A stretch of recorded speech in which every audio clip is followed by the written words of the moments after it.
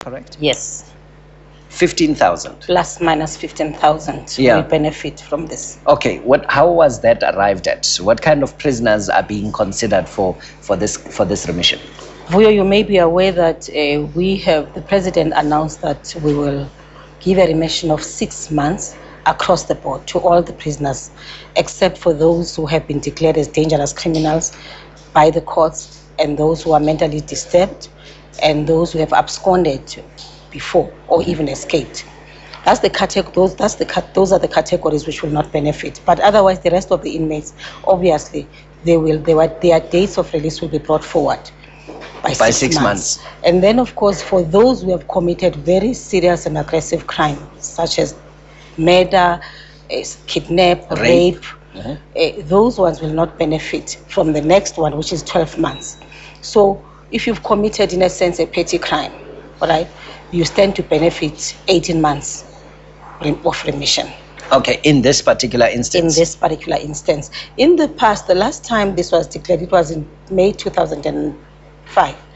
And effectively, people were given 6 months plus 14 months, which was about 20 months. Yeah. So is there a consideration for rehabilitation and admission, perhaps some kind of change in behavior? Are those kinds of elements considered in bringing forward and reducing the kind of term a person is going to serve? Remission is remission. It's a constitutional provision. If you look at Section 84 2J of the Constitution, you'll see that the president exercises his prerogative of granting either pardon, remission, or amnesty to inmates. In this case, it is remission.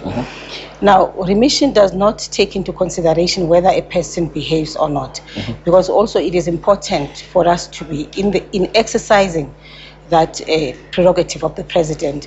We should make sure that the process is fair, it's non-discriminatory, but also it is transparent. So what people may have done in a correctional facility, well, those are matters that will be addressed when people are doing their pre-release program, because we've given ourselves a 10-week period within which people will go through a pre-release compulsory, of course, pre-release program. Yeah, but what about the feelings perhaps of the victims of the crimes that were committed? What about them? Because if you talk about fairness, at some level you have to consider how the victims may be feeling as well. You are correct, and I've read that a number of the DA, for instance, has come out and said this is a slap in the face of the victims. But honestly, I think all of us should appreciate that in South Africa, this is one provision that has not been abused. This is the 5th time that a president has given remission to inmates in a country that has had democracy for 18 years and, of course, 16 years of constitutional democracy. But we're using it for the 5th time. And I think that, and therefore that shows the appreciation of South African government to, one, the plight of the victims, but also that we're serious about dealing with issues of crime. Now, if you look at some of the categories that will not benefit from the 12-month period, for me, it demonstrates clearly that South Africa is, we're trying to strike a good balance between public safety, protection of our citizens, but also dealing with issues of overcrowding, but also allowing a president to use his Is that where the pressure is? I mean, this discussion has been going on for a long time. South African prisons are bursting at the seams, and here's the challenge. Yes, they are, and this will take us from 34% of overcrowding down to 20%. We will still have overcrowding. We'll have plus minus 145,000 inmates in our system. In a capacity that's able of 112. Okay. 1,000 bed space. Yeah. Just talking about the other beneficiaries, the prominent names of Jackie Silebi and the Shabir Sheikh also come up. Are they going to benefit from this? Well, I should say that in South Africa, and as you know, we don't have a law that is designed to deal with Jackie or Shabir Sheikh. They are simply inmates like all other inmates, Jackie in this case, unfortunately. And the same applies to Shabir. Shabir is a parolee, and therefore if parolees are going to benefit, of course he stands to benefit. My understanding, for instance, is that, for instance, his parole will end, whereas it should have gone up to 2020, it will end in 2019. In the case of Jackie was given 15 years, and Comrade Jackie started serving his time last year, right? What is 18 months in a sentence that is actually 15 years? Yeah. You know, so does this mean he will stay in prison, but it will be shorter by 18 months? Yes, what remission does, Vuyo, is to simply bring forward your date of release. Yeah. Yes. It reduces the amount of time you're likely to spend. Yeah. What about the potential consequences on the other side? So you've benefited from this remission. You're released 18 months ahead of the time that you were going to be released at, and then you commit a similar crime when you're out back in society. What then? If I may say this, you know, in 2005, when the president granted remission, only 0.27% of those who were released committed crimes within 3 months. We had plus minus 65,000 who were released on remission, and of those, only 178 went back to our correctional facilities. So that means that this process is more successful. People are rehabilitated and they find a way to get back into society. Is that your understanding? I think the strength of this program is that, as I said, we've given ourselves a 10-week period. During that 10-week period, all the inmates are subjected to a compulsory pre-release program that actually prepares them for social reintegration.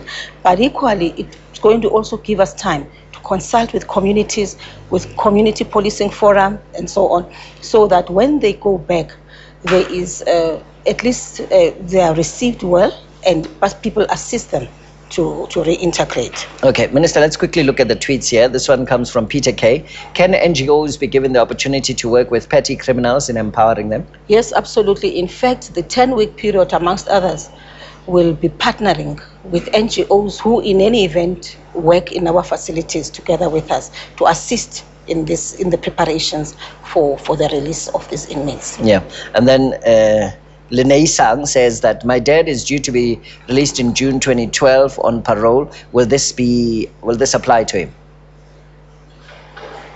Well, he says he's due to be released in June 2012. Will this apply to him? Yes, of course. And if he was due to be released in June 2012. That's next month. Yes, absolutely. What it means is that, in fact, that's a person who's already in a pre-release program. Okay. So, yeah, I'm sure he's going to be amongst those who will be released on the 15th of May. Okay. Because the first group of inmates that will come out, they will come out on the 15th of May. Okay. Just a question, just a last question, Minister. We've run out of time. Sometimes people say, you know, some of these things are designed to benefit politically connected individuals. And you addressed yourself to the law about Jackie Silevi and Shabir Sheikh and that kind of thing. And then some would say that, you know, this government does not necessarily care about victims of crime. How would you respond to that? How would you talk to them? Government cares about victims of crime. However, I should say that one of the biggest challenges that we have in South Africa is victims who tend to walk away from facing the reality of what happened to them. In most instances, like when we were releasing some of the lifers recently, when we were considering them for parole, when we called on victims to come forward, a number of them could not be traced, but some of those who could be traced, they were not ready to come back and face the perpetrators of crime. So it's a big problem, and it's something that all of us should partner together to sensitize the South African public that victim empowerment, justice restoration are the pillars of social reintegration. And this is not about benefiting politically connected friends? Obviously not. Okay. Obviously not. All right. Minister, let's leave it at that. Thank you very much. Nosiviwe Mapisa-Nqakula is Minister responsible for Correctional Services, joining us on Morning Live at this time. You may